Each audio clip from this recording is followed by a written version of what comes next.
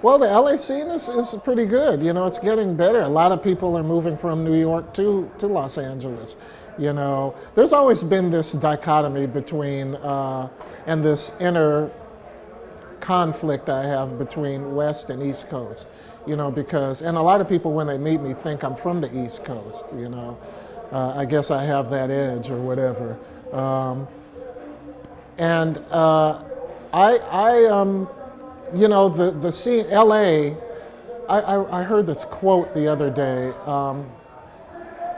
What is it? I can't quote it exactly, but it says, when you go, where they're talking about LA, it says, when you go to that place, you discover that there is no place, you know, because there's all these little like townships and villages that kind of make up LA's, and you have to drive everywhere and so forth and so on, whereas there's a centralized kind of scene in New York. But there are some cool places in LA where people are developing, and there's no shortage of ideas, you know, and there's like places like the Blue Whale is a great place to play. I saw a lot of great music. Well, I saw some great music. I only went there one time. It was this place, the Piano Bar, where I saw Kamasi Washington and a great group of players. And there's, you know, there's Red Cat, there's Disney Concert Hall, there's Ruth Price, you know, with her movable feast. She had the Jazz Bakery, and she's gonna reopen it again sometime in the future, hopefully soon, you know. And so there's a thriving music scene. There's a great classical music scene, you know. And because, you know, there's a studio scene, there still is a studio scene, although not as great as it was in the 70s and 80s, but because of that, there's a lot of classical players, like string players and so forth, that can go in different directions because you have to, for like the movies that they play, you know, you have to be prepared to do whatever bag that you're in, you know. So it's cool. I like it.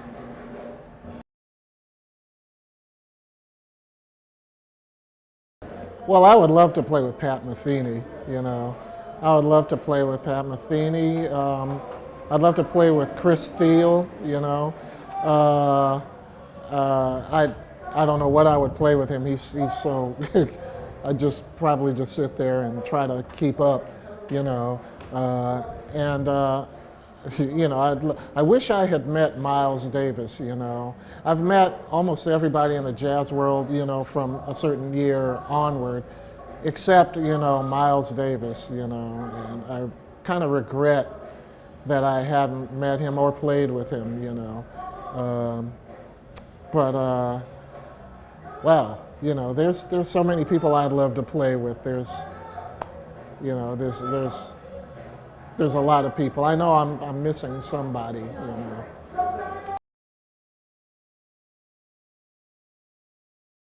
Well, you know, there's like rediscovering, you know, is usually what I've been doing. I haven't had time to listen to a lot of new stuff, unfortunately, but there are certain people who I always revisit. There's like, and who I obsess over, you know, and there's more.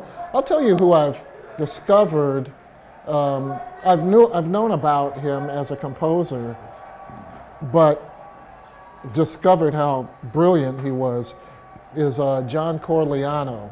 You know, he wrote the music for the Red Violin, and he wrote a Red Violin concerto, and it's unbelievable. It's like, it has to be one of the major violin concertos of the 20th century, you know.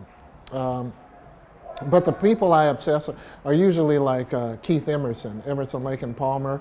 Emerson got me into really seriously playing the piano because he's brilliant. Most people, it's funny, most people when I say Emerson, they laugh a little bit because there's a tendency because they think of like Emerson, Lake and Palmer as some Spinal Tap type of, you know, group, big hair 80s or 70s group where they're coming out stabbing the organ, you know, but he's a serious musician, a serious composer who composes music on the level of the great composers, you know, and an innovator, you know. I mean, to really synthesize classical with rock in the way that he did, and the imaginative and innovative way he did is no small feat. Another guy is, of course, Herbie Hancock. You know, I go and, you know, pick a period with him, you know, from the Headhunter period to the Mwandishi period to the Blue Note period, you know, the VSOP period. You know, it's just, you know, there's so many realms. Chick Corea is another one, Laura Nyro. Paul Hindemith is a favorite composer of mine. You know, Honegger. I kind of go obsess on these, you know. There's a whole bunch of others, you know, but those are kind of the ones that come to mind.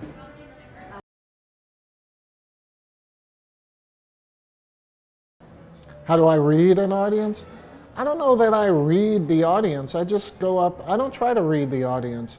I go up and play and try to. I think it's the same thing with human interaction, right? When you meet a person, you're not trying to read them to get the best, you know, result from the conversation, you know, and try to engineer the conversation.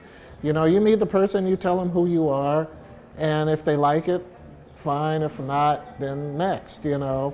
And not that I don't care about the audience's response, I do, and I try to talk to them. I try to make music that is inclusive, you know, that it invites the audience in, you know.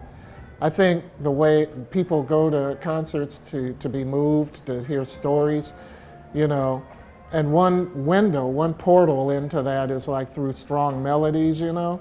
I think people don't go to a concert saying, man, you know, I love that Imitation at the Fifth, and the tritone substitution, you know, was really, they go and they say, I like the song that went da da da da da da da, or the rhythm that went like that, you know. They go there. So I try to make music that considers the listener, you know, and try to make them feel like they're invited into our world, you know, for the hour or whatever.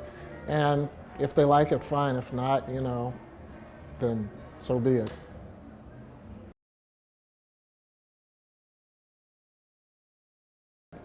Well, deadlines have dictated that my creative process be whatever it has to be, you know, whenever. But in an ideal world, I like to be alone, you know, and ruminate over stuff. I like, you know, nature inspires me a lot, you know. Forests, green, things that the pristine looking things in nature, you know, a beautiful cloud, a beautiful sunset, a tree that changes colors. Those things inspire me a lot, you know. Human interaction, you know, human angst and happiness, bliss, whatever, inspire me, you know. So I like to, I guess my creative process is internal, you know. It's a lot of thought, you know. It's probably how I deal with everything. It's an internal, you know. It's like I have to process it and think about it and then react to it, you know. And that's kind of how I do it, you know, musically. I'm very exacting when it comes to things being, you know, structured the right way, or things, you know, flowing a certain way, you know. And I'll, you know, trial and error is big with me, but also like formulas and things like that, or things that, ways that I approach harmony or melody, you know, have certain patterns to them, you know.